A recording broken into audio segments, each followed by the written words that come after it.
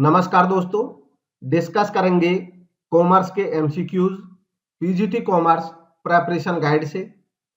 पहला क्वेश्चन है, which of the following is not a tool for analysing financial statements.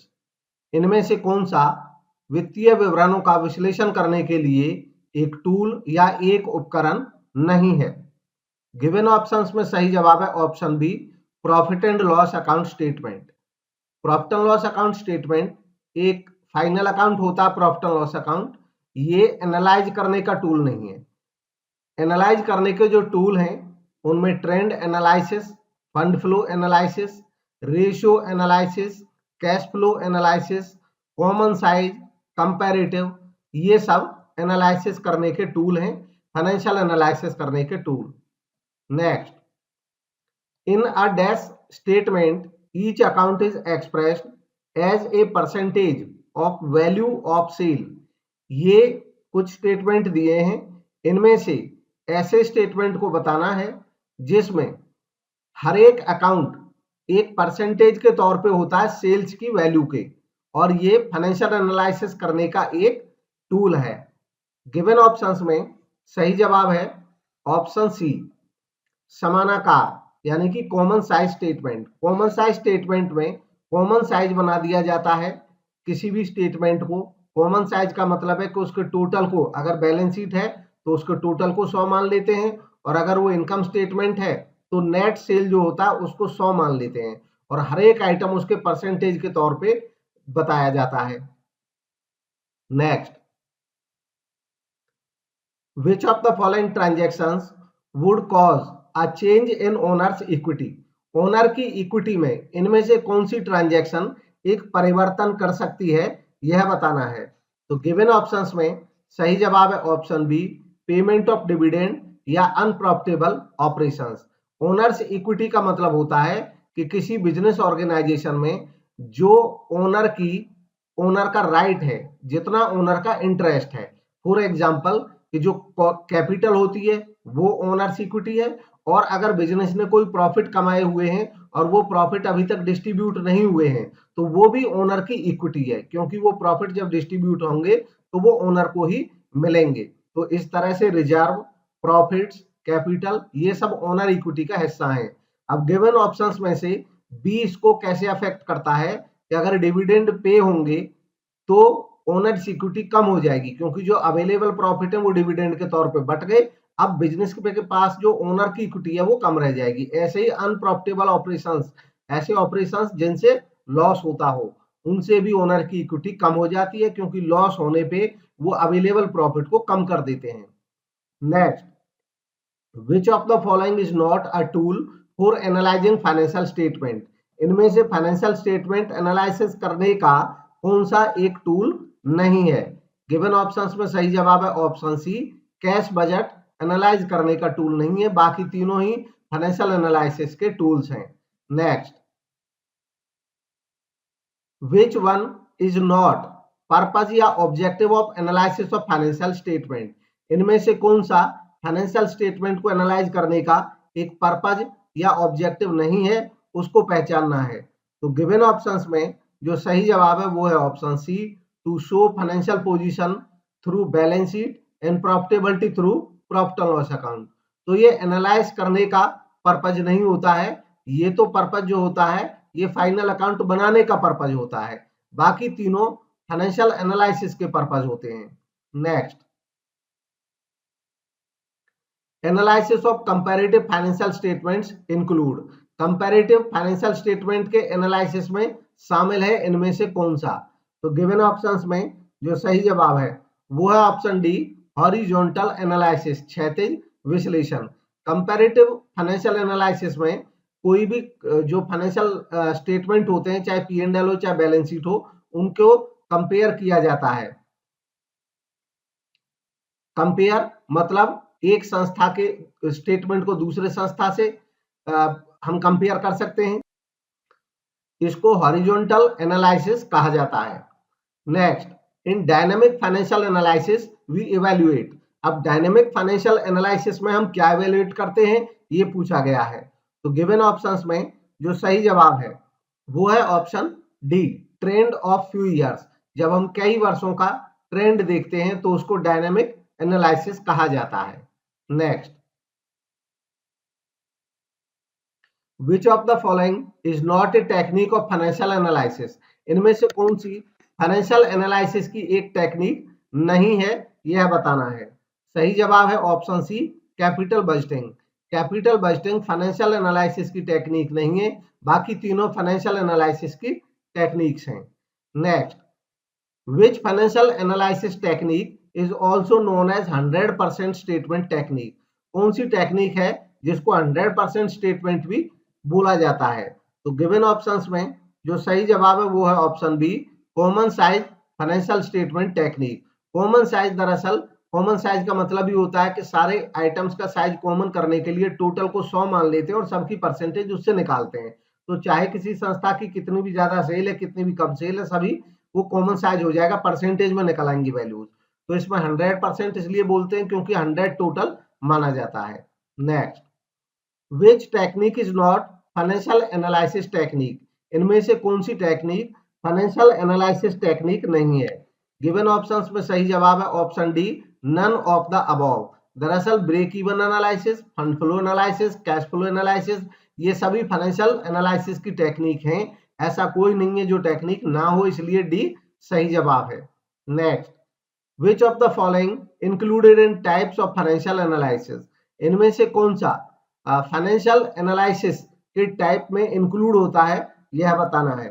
Given options में सही जवाब है option D, all of the above. ये सभी फाइनेंशियल एनालिसिस के टाइप्स या टूल्स हैं, dynamic analysis, static analysis, external या इंटरनल एनालिसिस।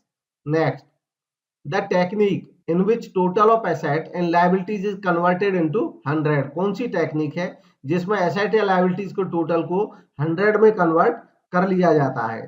तो गिवन ऑप्शंस में सही जवाब है option B, common size balance sheet. Common size balance sheet हो या कॉमन साइज इनकम स्टेटमेंट हो।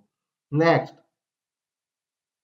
a loan due for repayment in 22 months time has been included as a current liability, एक loan जो due है 22 महीने में, 22 महीने के बाद, अब उसको करंट लायबिलिटी में इंक्लूड कर लिया।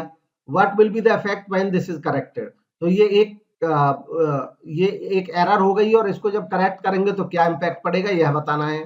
तो गिवन ऑप्शंस में जो सही जवाब है वो है option C, increase net current asset. दरअसल जब हम करंट लायबिलिटी को, एक नॉन करंट लायबिलिटी को अगर करंट लायबिलिटी में हमने लिख लिया है तो सही करने के लिए जब हम इस करंट लायबिलिटी में से कम करेंगे ये अमाउंट, नॉन करंट लायबिलिटी में वो बढ़ जाएगी। करंट लायबिलिटी की अमाउंट कम हो जाएगी और करंट एसेट में कोई चेंज हुआ नहीं है इस ट्रांजेक्शन से, तो करंट एसेट की तुलना में जो करंट लायबिलिटीज है वो ज्यादा कम हो जाएंगी। ऐसा करने से जो नेट करंट एसेट है वो बढ़ जाएगी। Next, which ratio among the following is the best measure of profitability, कौन सा रेशियो इनमें से प्रॉफिटेबिलिटी का सर्वोत्तम मेजर है, माप है? तो गिवन ऑप्शंस में सही जवाब है option B, return on asset.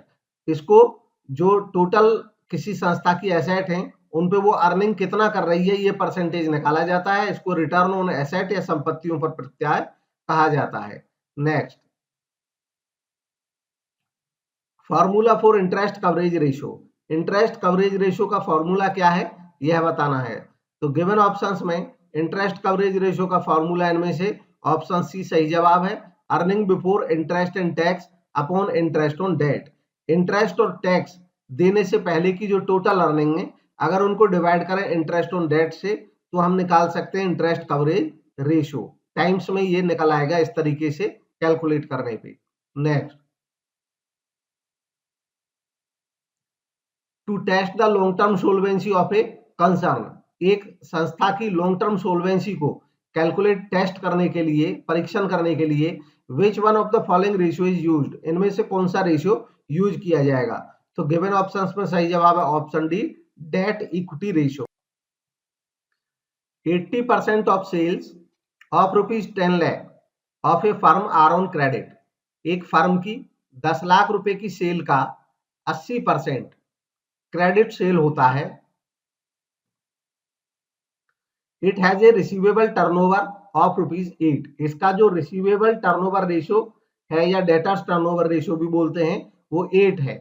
What is the average collection period? Average collection period क्या है? And average debtors of firm, और फर्म के एवरेज डेटर क्या है अगर साल में 360 दिन माने जाए तो सबसे पहले तो एवरेज डेटर्स निकाल सकते हैं। रिसीवेबल टर्नओवर रेशियो का फॉर्मूला होता है net credit sale upon average debtors, और एवरेज डेटर अगर हमें निकालने हैं तो हम इसको लिख सकते हैं नेट क्रेडिट सेल अपॉन जो रेशियो दिया हुआ है टर्नओवर रेशियो 8, तो ऐसा करने से एवरेज डेटर आ जाएंगे। अब नेट क्रेडिट सेल यहां से पता चल जाएगा 10 लाख टोटल सेल है, उसका 80% नेट क्रेडिट सेल है, तो नेट क्रेडिट सेल जो है वो हो जाएगी 8 लाख रुपीज, यहां पे दी हुई है 8 लाख रुपीज ये निकल आएगी, और 8 लाख को डिवाइड कर देंगे 8 से तो 1 लाख रुपीज आ जाएंगे हमारे पास कैलकुलेट होकर के यहाँ पे एवरेज डेटर। तो एवरेज डेटर इसमें 1 लाख है, इसमें 1 लाख है। आगे देखते हैं एवरेज कलेक्शन पीरियड निकालने का तरीका होता है कि जो हमें डेज दिए हुए हैं, तो यहाँ पे डेज गिवन है ऑलरेडी 360, इस 360 को डिवाइड कर देंगे टर्नओवर रेशियो से। टर्नओवर रेशियो 8 है, तो 8 से इसको डिवाइड करेंगे तो ये कितना आ जाएगा, 8 से आ जाएगा 4 टाइम चला जाएगा 32 आ जाएगा, 4 बचेंगे 8 5 40, तो 45 डेज आ जाएंगे। सी इसका सही जवाब हो जाएगा 45 days and rupees 1 lakh. Next, which one of the following formula may be used for calculating debt equity ratio? Date equity ratio के लिए इनमें से कौन सा फॉर्मूला यूज हो सकता है यह बताना है। तो गिवन ऑप्शंस में जो सही जवाब है वो है option B, total debt upon net worth. Debt equity ratio का फॉर्मूला होता है long term debt upon share holders fund या इक्विटी।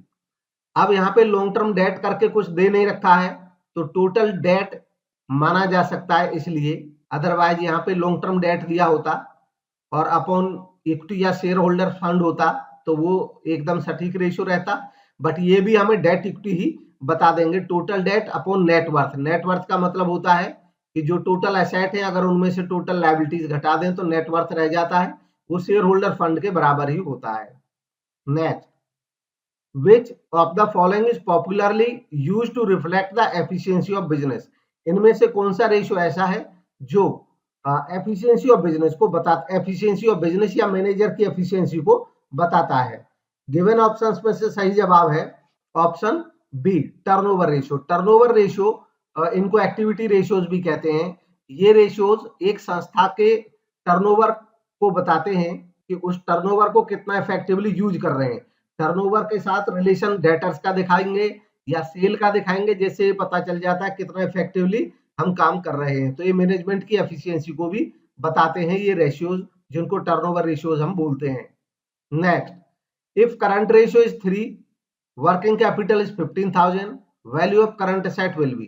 करंट रेशियो 3.0 है, 3.0 का मतलब 3:1 हो जाएगा। 3.0 मतलब 3 और 1 ऑटोमेटिकली मान लिया जाता है। तो करंट रेशियो का मतलब 3:1 का मतलब करंट एसेट अगर 3 है तो करंट लायबिलिटी 1 है, और करंट एसेट 3 है और करंट लायबिलिटी 1 है, तो जो वर्किंग कैपिटल है वो 2 के इक्विवेलेंट आ जाएगी। वर्किंग कैपिटल हमें दी है 15,000 रुपए, तो करंट एसेट हमें निकालने हैं। तो करंट एसेट निकालने का सीधा तरीका है कि हमें वर्किंग कैपिटल के इक्विवेलेंट जो वैल्यू है, रिलेटिव वैल्यू वो 2 दी हुई है, और जो करंट एसेट की रिलेटिव वैल्यू है वो 3 दी हुई है। तो अगर हम इसको 3/2 कर दें तो डायरेक्ट हम इसकी एब्सोल्यूट वैल्यू निकाल सकते हैं। इसको 2 से यहां से डिवाइड कर देंगे, 7500 आएगा, और 7500 से 3 को मल्टीप्लाई करेंगे तो ये 22,500 आ जाएगा। सी इसका सही जवाब है। Next, ideal acid test ratio is usually assume to be. Ideal acid test ratio आमतौर पे किसको माना जाता है? गिवन ऑप्शंस में सही जवाब है option B, 1:1। Acid test ratio very liquid जो एसेट होती है उनका रिलेशन करंट लायबिलिटीज के साथ देखता है।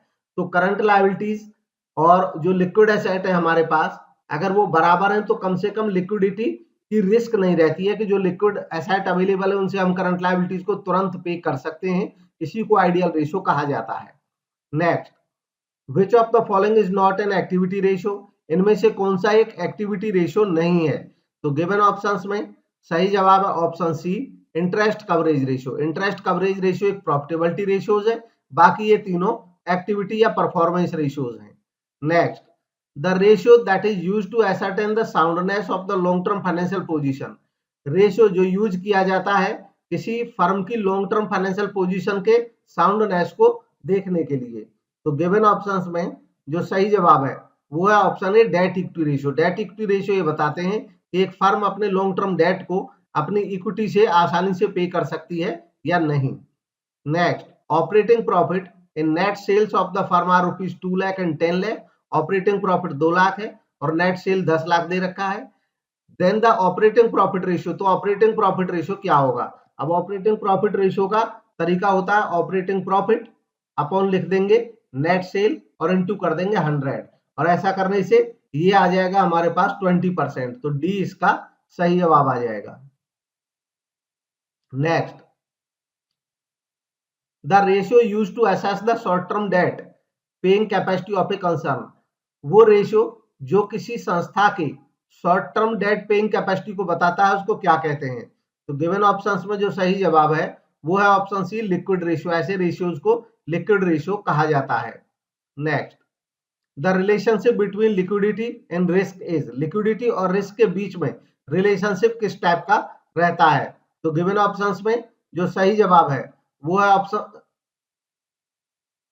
Option B, inverse. इनमें उल्टा रिलेशन होता है, इनवर्स रिलेशन होता है। जब किसी संस्था की लिक्विडिटी बहुत अच्छी रहती है, लिक्विडिटी ज्यादा रहती है, तो रिस्क कम रहता है, और अगर लिक्विडिटी की कमी हो जाएगी तो रिस्क बढ़ जाएगा क्योंकि पेमेंट के लिए उनको दिक्कत आ सकती है।